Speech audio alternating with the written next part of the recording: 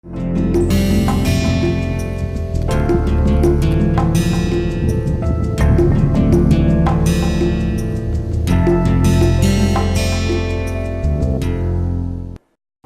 viewers, welcome to MOOC's online course on Visual Perception and Art, a survey across the culture. This is the 14th lecture in this course, and in this lecture we shall be looking at the Far Eastern art, mainly the Chinese and Japanese art in the context of visual perception. Like India, both Chinese and Japanese cultures are very ancient cultures. Hence, there is a very long, very rich and a continuous heritage and tradition in both these countries.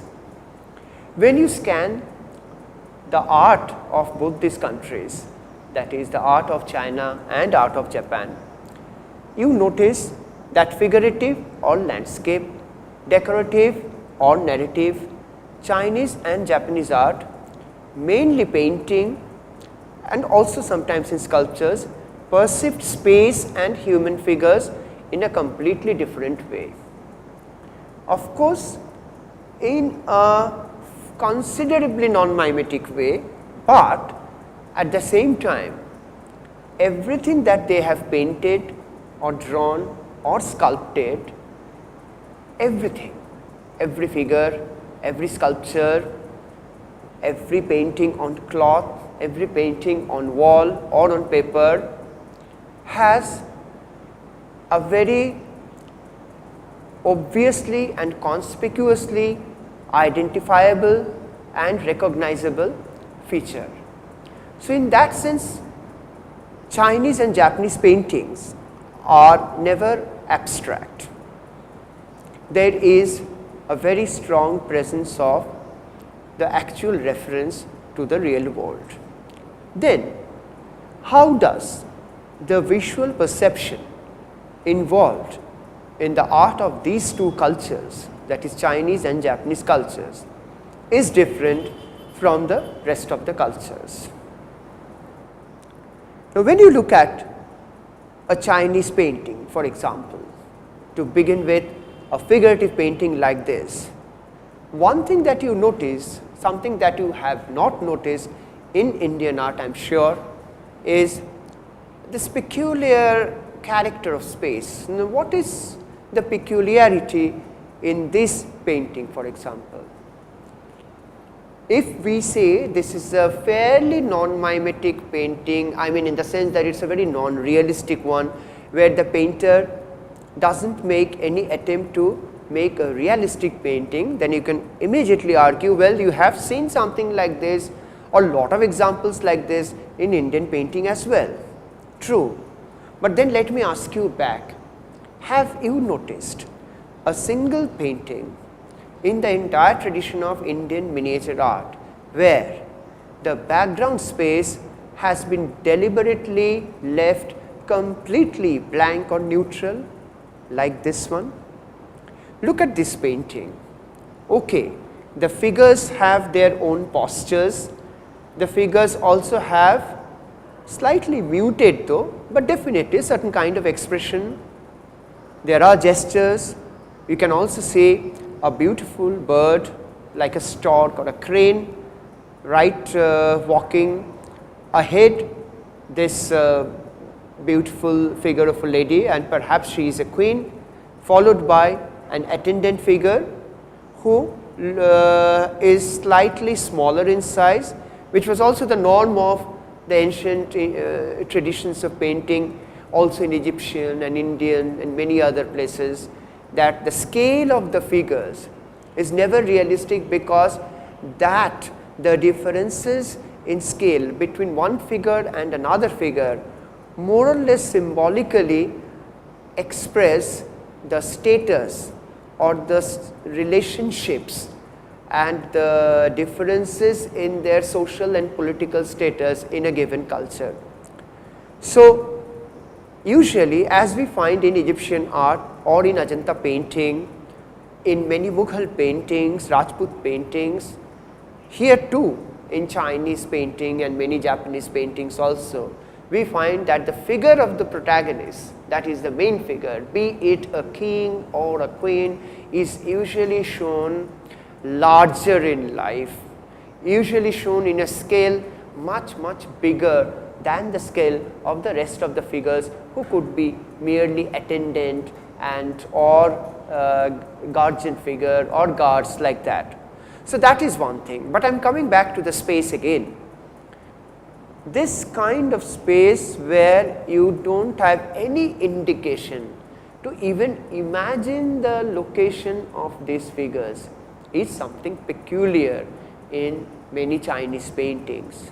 So it is a strange visual perception, because in Indian miniature paintings also, okay, you do have background spaces which are not realistic, which are sometimes decorative, sometimes highly conceptual, but at least you have some suggestions over there.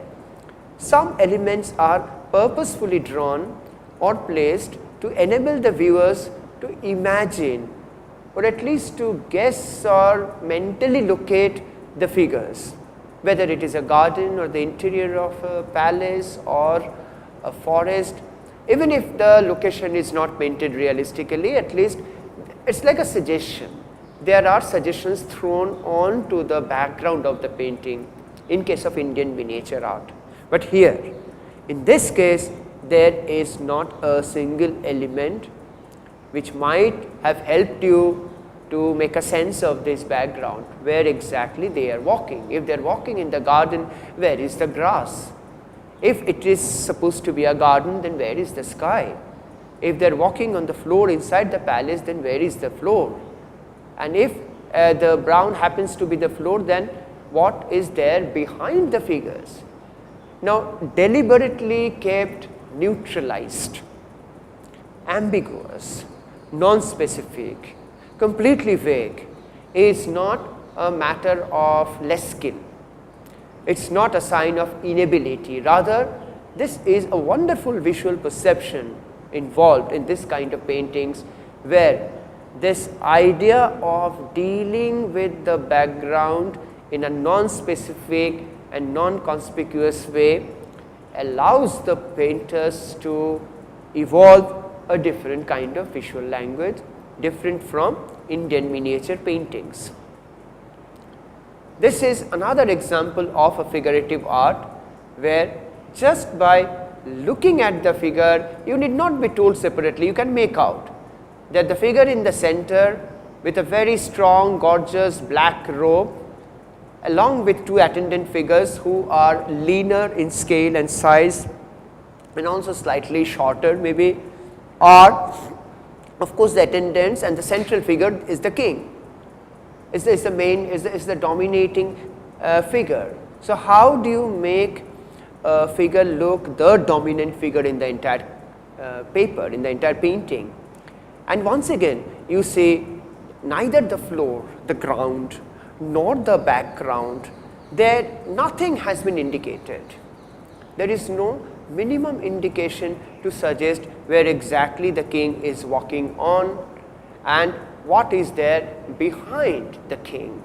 I mean, whether it is a wall or it's a garden. So this neutrality of the background space happens to be one of the most intriguing features, most curious features in many Chinese paintings and also in many Japanese paintings. Now, leaving the figurative painting behind and moving on to the famous tradition of landscape paintings in China, you see not so similar, but again an intriguing concept of space, in the sense that when you look at these landscape paintings like this or this, it is not difficult to make a sense of the space, but if you begin to measure the space with reference to a certain kind of real life experience of moving inside a given space, then you will be in soup. You will be baffled to see that how Though apparently it looks pretty naturalistic, the space in this pictorial composition does not match at all with the real life experience of the space. In fact, the scale of the objects, that is the trees and a little bit of wooden architecture that you see almost in the middle ground, and the mountains far off, they do not necessarily recede according to the laws of perspective.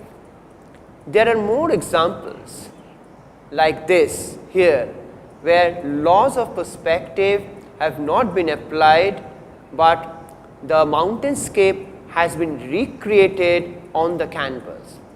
For example, this one, the way the mountainscape has been painted up front on the paper, it almost appears as if the viewer is not looking at the mountain from either a distance or far off. It appears as if the viewer is already there in the mountains. He is already begun to climb the mountain up. So, this kind of experience of a space or a terrain or a mountain scope, where the viewer is made to feel as if he or she has already become a part of that space, happens, or it does not happen rather when you apply the laws of perspective. Laws of perspective, of course, it does suggest an extension of space, but at the same time it also makes the viewer feel as if you are standing outside that space. Now, Chinese concept of space and the Chinese concept of visual perception vis-a-vis space is such that it makes the viewer feel as if you have already become a part of that journey, a part of that space. So, what apparently looks like a conceptual space, which it is also empowered with a kind of possibility, a communication possibility to make the viewer feel as if he or she has become a part of that terrain, already into that journey. So, within the framework of a commonly shared visual concept and sensibility, Chinese landscape painting differed a lot in the styles and techniques. So, this is another interesting aspect, that though Chinese painting tradition, particularly the landscape painting tradition, which continued for more than 1000 years, shared certain common visual principles, certain common characteristics of visual perception, yet stylistically there is a whole range of variations. So, in case of Chinese painting and particularly landscape painting, it is very obvious then that despite the fact that the tradition is following more or less a given set of visual principles and a given set of visual perception, this did not stop the Chinese painters to come up with individual styles and techniques. But the visual perception is mainly about the space and certain notion of reconstructing the space. It has got nothing to do with the style. So, the style or stylistic invention is still possible by the artists, though they are all sharing a similar kind of visual perception and a similar kind of aesthetic principles. Like this one, as a style, is same like this one, because both of them are painted by the same painters. And then you have this one, which obviously is not only by a different painter, but this painter is following a different notion of space, leaving a huge amount on the right hand side empty or blank, and the weightage of forms is mainly on the left hand side. Now, this is supposed to, according to the laws of very standard visual principles and aesthetics, it is supposed to create asymmetry. More than that, this kind of composition is supposed to create a kind of disbalance, because the weight in the composition, that is the forms and figures, have not been properly distributed all over the painting. And when the forms and figures and shapes and objects are not properly distributed all over the painting, then it is bound to create certain kind of imbalance in the composition. This is the general notion of any classical art, be it in India or in the West. In Chinese art, in an example like this, of course, that notion has been completely neglected, denied and rejected. Here you can see that the painters don't bother about that kind of balance and imbalance, symmetry or asymmetry. They are more interested in creating a certain relationship with the nature, between nature and the artist, between nature and the artwork, between the nature and a certain philosophical approach towards the nature. Look at this landscape painting. This is again, this would be considered very odd and almost unacceptable by any artist from a very hardcore, strong mimetic tradition. If not for anything else, but at least for this reason, that in this painting the artist leaves a lot of space blank. It's empty. There's a whole lot of void. Void is something that was generally avoided by most of the Western artists in the mimetic tradition or even later. But in Chinese art, particularly in the landscape tradition, you find void becomes a very important part of Chinese painting. And the problem with the void is problem not for us, it's a problem for maybe people who do not understand this kind of visual perception.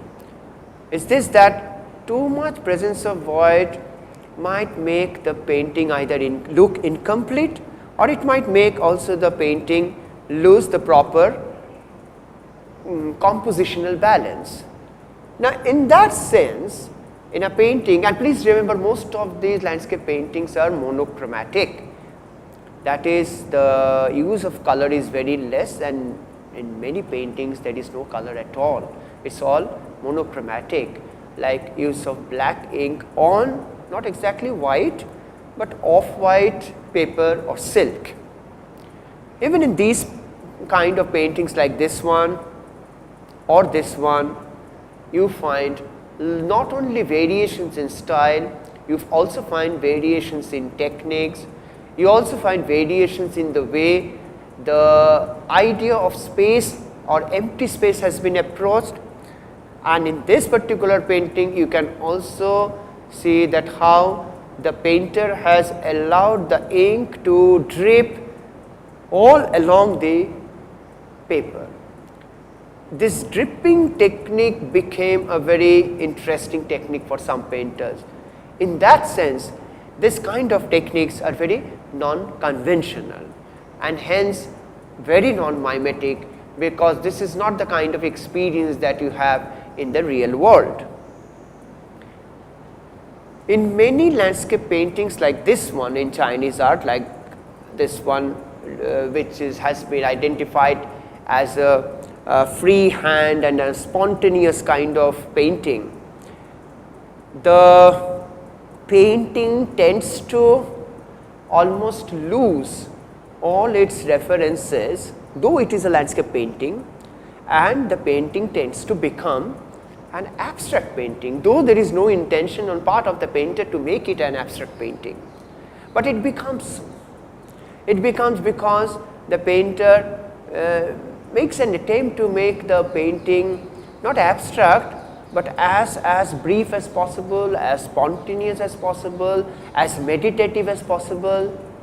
And there is a whole philosophy behind this kind of paintings, that you are not recreating nature, you are not replicating nature. Forget about imitation, forget about copying. That is in no way possible in Chinese art. But what exactly you are doing? You are actually trying to express or recreate that particular moment when you are in unison with nature. So it is meditative in that sense, that you try to strike a relationship, a deep relationship between yourself and nature. Now, let us look at a few examples from Japanese art. In Japanese art too, the notion of a free space, free, empty, unrestrained by the laws of optical perspective, almost neutral kind of space is evident in the compositions and positioning of the figures and objects in relation to each other, like these two paintings.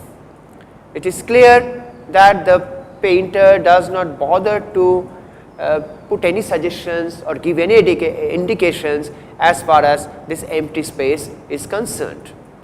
But he places the figures, he places the birds and the animals so intelligently, so cleverly, that it is the placement and it is the spatial relationship between the objects that suggests some kind of space, some kind of atmospheric kind of distance between that figure and this figure. Yet the background space, the locational space remains non-specific. Whereas in this particular Chinese landscape, as far as that mountain is concerned, this is very clear. It is quite rooted and well planted on the earth, but what is there immediately behind the hill? There is a deep emptiness, a void, or it is a pictorial emptiness. Whatever it is, no matter what is the intention of the painter, the composition according to the Chinese visual perception, according to the Chinese visual sensibility, does not look disbalanced or asymmetrical at all. For that matter, this one, the entire mountain has been pushed on the right hand side of the painting, leaving a whole lot of left hand side pretty empty except some scripts hanging from the top. Now, you look at the below, just beneath the mountain, again there is a whole lot of empty space, and sometimes in order to justify this void and empty spaces, Chinese painters have painted some mist or cloud. So it is not about direct visual perception of the real life, but it has got something to do with the visual perception that develops along with the tradition. So a tradition helps in developing a language of painting, and along with that a tradition helps in developing a certain kind of visual perception. So if we are to think that a certain kind of a character of a type of visual perception gives rise to this kind of visual language, okay, to some extent it could be true, but looking at it from the reverse side, it could also be true that a certain kind of visual language gives rise to a certain kind of visual perception. So the visual perception and visual language cannot be understood as something that is ahead of the other. It's as confusing and paradoxical as the hen and the egg conundrum. We don't know which one has come before which one. I mean, that is not the question at all. Both are developing at the same time. Now, this is a Japanese drawing once again, where you see an empty space, and placed and located on the empty space there are these animal figures. Now, these animal figures have a kind of accuracy with reference to the real world, the real creatures, the real rabbit, the real monkey and the real frog. But once again, the name of the artist is Toba Sojo, but once again when you look at the space behind, it has been deliberately left as silent as possible. So here, talking about the visual perception in Chinese and Japanese art, it could be useful to connect the emptiness or void with this idea of stillness and silence. Too much work or an overcrowded space can lead us or can evoke a sense of sound and noise, and a space which is almost empty or void can evoke a sense of silence or stillness. Not that this theory is true in all the Chinese and Japanese paintings, but it is true in some Chinese and Japanese paintings. But when in a neutral space like this, the figures themselves are overactive, in full motion and movement, and lot of dynamic qualities are visible. The way these figures are jumping and running and moving, then the space behind cannot remain silent, cannot remain peaceful anymore. Now this brings us to another theory, that the character of the space, that is a background space, in Chinese and Japanese art partly depends on the character of the figures, the positive figures. In certain examples, Chinese painters brought their art to the point of abstraction, as I have already mentioned, though they never left the reference to the real world. I mean, the reference to the real world or the natural world has always been there throughout in Chinese and Japanese art. But in some cases we find there is a tendency to minimize anything that they felt unnecessary and excess, and thereby and also the fact that many of them were using the technique of calligraphy, and because calligraphy itself is something very eloquent, it has a very strong visual power. So many of these artists were trying to let the calligraphy speak on its own, not the form or the details of the form at all. So this kind of ideas were very important for the Chinese and Japanese painter to develop their visual perception. Now then we have this whole tradition of screen painting in Japan, where you find another element coming up very strongly in the visual perception of Japanese art, that is the element of pattern and decorative scheme. In these screen paintings, although each and every object seems to be recognizable, identifiable, having a real life identity, yet the way the objects and the figures and the spaces and various other elements have been composed, it always, at least in screen painting, in Japanese screen painting, it always gives a sensation of a pattern. So it's interesting, something that we have seen in Indian Rangoli and Alpona and floor decoration, that references derived, or the motifs derived from the real world being transformed into a pattern. In Japanese art too, particularly in screen painting, we see these real life objects are placed and drawn in a way that they have a quality of a decoration, quality of an abstract pattern, though these paintings are never pure decoration or design. Even when it is a screen painting just full of crows flying in different directions, crows on the ground, so many of them, but again without a single suggestion or indication with regard to the location. It is a movement of the crows on the one hand, and secondly it is also the placement of these birds throughout the 1, 2, 3, 4, 5, 6 folds of the screen that create a sense of space. It does not create the tangible space, but it definitely creates a sense of space to the extent that we do not miss the space at all. Now this is very important, that these Japanese painters of the screen painting may not at all at the end of the day suggest any identity of the space, but it also ensures that while enjoying the painting, looking at the birds, looking at those crows, looking at the trees and whatever is there in the screen paintings, we almost forget about the space. We do not miss the space at all, or rather space has been made almost irrelevant in the way we look out for a space in Indian miniature painting, or for that matter this one.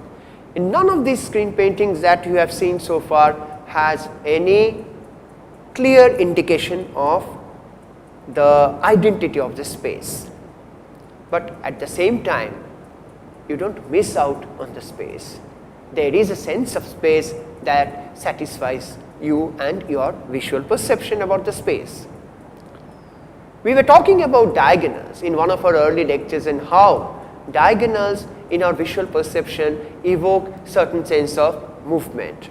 It's interesting to see that in many of these Japanese narrative scroll paintings, diagonals have been used as signifying movement and instability.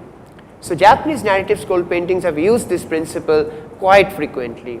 Look at this painting, look at this one, whether it is the fire or the architecture portions, even the movement of figures, mostly there is an emphasis on the diagonal movement, mostly there is an emphasis on the diagonal structure of the painting, because these paintings are all about chaos. Now, this set of paintings that we are looking at right now is not about chaos, it is about very quiet and silent kind of interpersonal relationships between the members of a royal family. It is about the different dialogues that is taking place between the different members of the family, yet the diagonals of the architectural units and members have been placed so intelligently, so properly, that you always have this sense of an ongoing narrative, a story that is unfolding itself. Once again, this is another painting, or rather it is a print, not exactly a painting, but a woodcut print by Hiroshige. It is called The Farmers, and the farmers are hurrying on their way back home, and the path is diagonal, and you can see also the raindrops, the rain falling diagonally.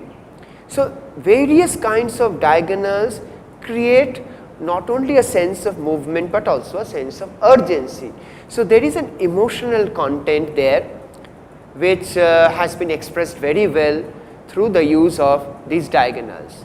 But when it is a painting like this, where there is not a single diagonal except the slopes of the mountain, but again the mountain, the tip of the mountain and the placement of the mountain makes the whole mountain, that is Mount Fuji, extremely stable.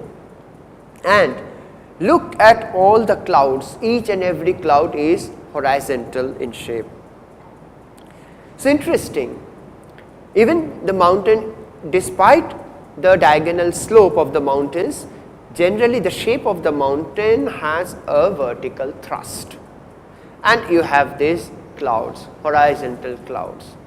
So, again going back to the basic principles of visual perception, you may take these examples from Japanese art and explain how in real paintings and creative works of art like this, the principles of visual perception like diagonal, movement, then horizontality, stability, etc. have been actually used by these painters who did not have a real knowledge of visual perception, actually at least no theoretical knowledge. So, though theoreticians and psychologists later came up with these ideas, they discovered these theories, but it is interesting to see that how many hundreds of years back painters were perhaps knowing these theories in their own terms. And lastly, in this tradition of ukiyo-e print or woodcut print, when you see this beautifully drawn and printed figures of women with different kinds of dress and costume and movements, once again the artist takes this wonderful I would say it's a very bold step, it's a very bold decision to keep the background as non-interfering as possible and to make the bodies create that sense of space, the bodies, the human figures, by virtue of their movements and everything else. A similar kind of visual perception is also found in the way this particular Japanese mask, that is no mask, has been created. It is to make it very, very evident that this is not an imitation of a face. It is a mask that perhaps mocks the face. Even the eyebrows have not been made very typically naturalistic, or the facial expression. Japanese artists are excellent in the way they were able to extend, exaggerate and play with the references from the real world. And that is why the kind of visual perception they used in their art is neither mimetic nor purely non-mimetic. It is based on a certain character of their culture, and it is needless to say, as we have been reiterating whenever it was needed, that ultimately visual perception has to be studied in the context of a given culture, like this one as well, or this one. I mean, it is the expression of the faces, it is the expression of their drapery, it is the expression of their hands that fill up the entire canvas or the entire page. So, the stillness or the neutrality of the space does not create any problem in the context of Japanese art. Thank you.